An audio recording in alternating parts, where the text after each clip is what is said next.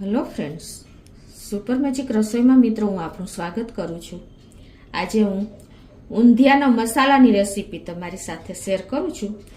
તો તમને ચોક્કસ વિડીયો ગમશે. ગમે તો લાઈક કરજો, શેર કરજો અને સબસ્ક્રાઈબ કરવાનું તો ભૂલતા જ નહીં. અને મિત્રો બાજુમાં રહેલું બેલ આઇકનને પણ પ્રેસ કરજો, જેથી કરીને લેટેસ્ટ વિડીયોની માહિતી તમને મળતી રહે. મિત્રો આપણે એના ઇન્ગ્રેડિયન્ટ પણ જોઈ લઈએ. એમાં લોટ ઓફ ઇન્ગ્રેડિયન્ટ છે, પણ આ મસાલો ઘરે એકદમ હેલ્ધી અને હાઇજેનિક તૈયાર થાય છે અને લાંબો ટાઈમ સુધી આપણે એને સ્ટોર પણ કરી શકીએ છીએ. તો તમે ઘરે બનાવશો ને તો ઓછા ખર્ચામાં પણ તૈયાર થાય છે અને એટલો જ આપણને ઘરે પરવડે છે.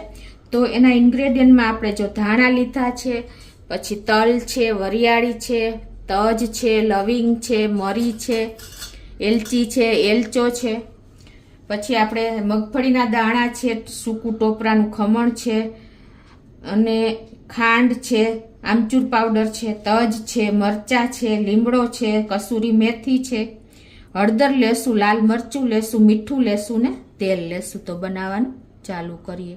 તો હવે આપણે પેલા મસાલાને રોસ્ટ કરવા માટે 3 ચમચી આપણે રૂટીન જે ચમચી છે ને એ જ લઉં છું.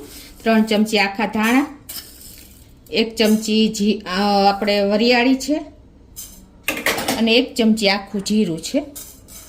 એને આપણે આ રીતે ગેસ ઓન કરીને અને સ્લો ફ્લેમ ઉપર આપણે આને રોસ્ટ કરી લેશું.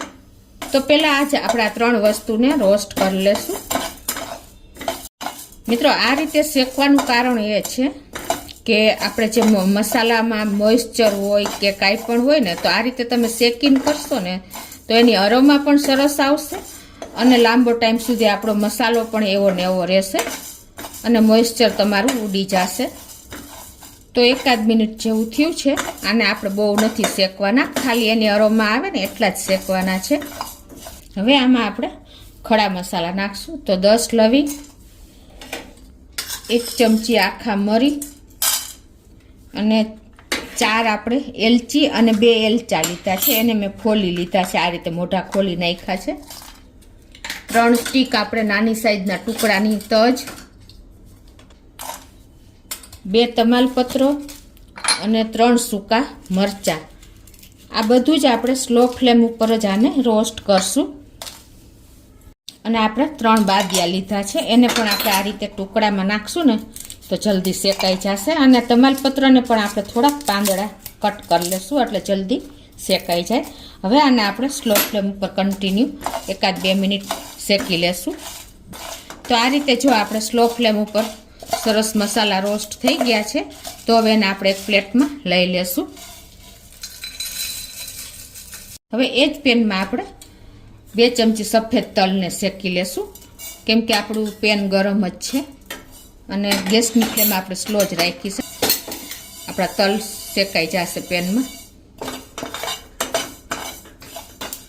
તો આ રીતે જો ગરમ પેનમાં તલ શેકાતા કોઈ ટાઈમ ન લાગે અને આપણા તલ પણ ફૂટવા માંડ્યા છે. બહુ નથી શેકવાના, ખાલી એનો મોઇસ્ચર થોડુંક જતું રહે ને એટલા જ શેકવાના છે.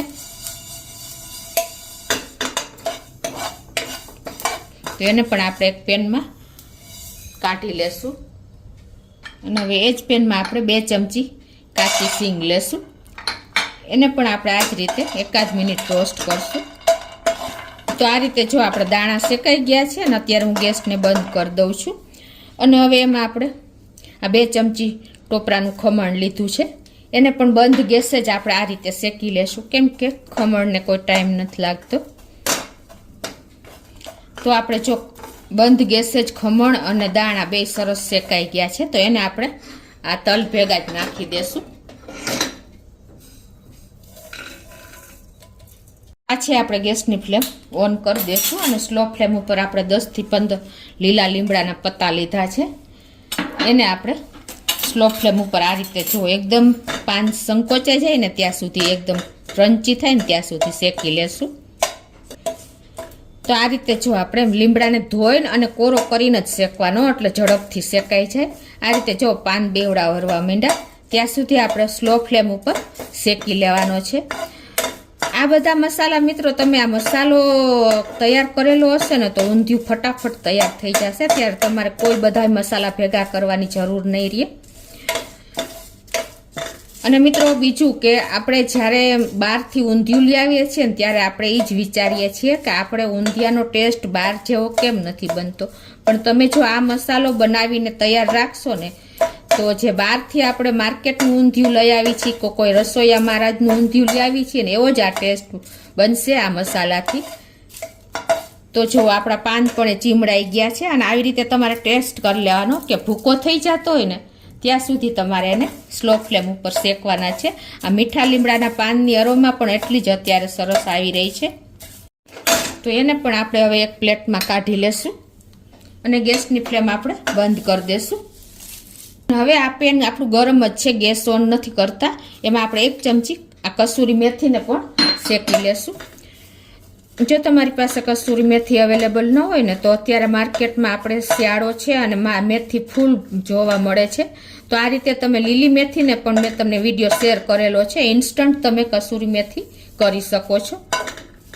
તો આ રીતે જો આપણે કસૂરી મેથી પણ બંધ ગેસે પેન ગરમ હોય ને એમાં જ સરસ શેકાઈ ગઈ છે. તો એને પણ આપણે એક પ્લેટમાં લઈ લેશું. હવે જે આપણે આ ખડા મસાલા અને બધું શેક્યું છે ને એને આપણે એક મિક્સર જારમાં નાખી અને એનો પાવડર બનાવી લેશું. તો આ રીતે જો આપણે પીસી લીધો છે મસાલાને, એને આપણે એક બોલમાં કાઢી લેશું. હવે એ જ રીતે આપણે તલ, મગફળીના દાણા અને ટોપરું એને પણ આપણે આ રીતે પીસી લેશું. આને અલગ પીસવાનું કારણ એ છે કે આપણે આમાંથી તેલ છૂટું પડી જાય છે, એટલે આપણે ઓન ઓફ કરતાં થોડું ક્રમ્બલ રહે ને એવું આપણે પીસશું મિક્સર જારમાં. તો જો આવી રીતે મેં ઓન ઓફ કરીને ક્રમ્બલ એવું કર્યો છે. બહુ તેલ છૂટું ન પડે ને એવું આપણે આને પીસવાનો છે. તો એ જ રીતે આપણે લીમડો અને કસૂરી મેથીને પણ પાવડર બનાવી લઈએ. તો આ રીતે જો આપણે એનો પણ પાવડર કરી લીધો છે. હવે આ બધા જે આપણે મસાલા પીસા ને એને જ પાછા આપણે એક મોટી જારમાં નાખી દેશું, મિક્સર જારમાં. અને એમાં આપણે રૂટીન મસાલા થોડાક કરવા છે એટલે બધું મિક્સ કરી લેશું. આ જે બધા મસાલા આપણે મિક્સ કર્યા ને પીસા ને એ બધા જ મિક્સ કરી લેશું. અને આપણે આ પાવડર પણ લીમડાનો ને કસૂરી મેથીનો એ બધા જ મસાલા આપણે મિક્સ કરી હવે એમાં ટેસ્ટ એકોર્ડિંગ આપણે 1 ટીસ્પૂન જેવું મીઠું નાખી દેશું. 1.5 ચમચી જેવો આપણે આમચૂર પાવડર નાખી દેશું. બહાર જે મસાલો હોય છે ને એમાં લીંબુના ફૂલ હોય છે, પણ આપણે થોડુંક હાઇજેનિક બનાવીએ એટલે આ રીતે આપણે ઘરે યુઝ કરીએ છીએ. 3 ચમચી જેવી આપણે ખાંડ નાખી દેશું અને 2 ચમચી જેવી આપણે કાશ્મીરી લાલ મરચું પાવડર અને 1/4 ટીસ્પૂન જેવી આપણે હળદર નાખી દેશું. અને આને પાછું આપણે એકદમ સરસ મિક્સ કરવા 2 આટા ફેરવી લેશું. તો આ રીતે જો આપણે 2 આટા ફેરવી લીધા અને એકદમ ફાઇન આપણો પાવડર તૈયાર થઈ ગયો છે. તો એને આપણે એક બોલમાં કાઢી લેશું. તો આ રીતે જો આપણે એકદમ ફાઇન સ્મેલ અત્યારે આવી રહી છે, એકદમ ચટાકેદાર એવી. તો મિત્રો આ રીતે તમે જો ઊંધિયાનો મસાલો ઘરે તૈયાર કરશો ને તો તમારું ઊંધિયું પણ બહાર જેવો જ ટેસ્ટ બેસેરીવા સ્મેલ આવે ને એટલું સરસ ટેસ્ટી અને સુગંધી આપણું ઊંધિયું તૈયાર થશે. હવે એમાં આપણે 1 ચમચી જેવું સિંગ તેલ નાખી દેશું. આપણે કોઈ પણ જાતના પ્રિઝર્વેટિવ કે કલર વગર આપણે આજે આ મસાલો ઘરે તૈયાર કર્યો છે અને આ મસાલો તમે 1 વર્ષ સુધી સ્ટોર કરી શકો છો ફ્રીજમાં કે બહાર, કોઈ પ્રોબ્લેમ નથી આવતો. તો આ રીતે આપણે તેલને પણ સરસ મિક્સ કરી લઈએ. તો આ રીતે જો તેલ પણ મિક્સ થઈ ગયું છે અને આ મસાલો મિત્રો તમે કોઈ પણ શાકમાં કે બધે તમે વાપરી શકો છો, ઓલ ઓવર તમે ઉપયોગ કરી શકો છો.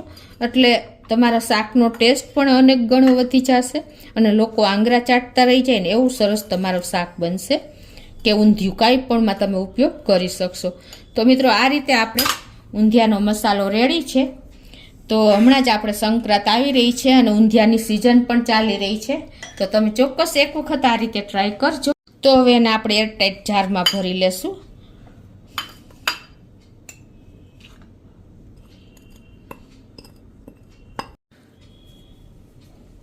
તો મિત્રો તમને મારો વિડીયો ગમે તો લાઈક કરજો, શેર કરજો અને સબસ્ક્રાઈબ કરવાનું તો ભૂલતા જ નહીં.